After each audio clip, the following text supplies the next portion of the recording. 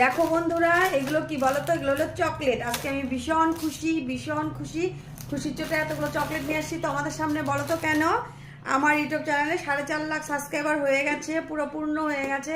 সেই জন্য আমি ভীষণ খুশি। আর সব কিছু তোমাদের জন্য হয়েছে আজকে। তোমরা যদি আমার পাশে না থাকতে তাহলে কিন্তু আমার হতো না। বিশ্বাস করো সোনা ভাই বোন, তোমাদের এই অনুদান আমি কোনোদিনও ভুলতে পারবো না। আমাকে যতটুকু তোমরা ভালোবাসা দিয়েছো, আর আগামী দিনেও এতটুকু ভালোবাসা তোমাদের যাতে পাই আমি।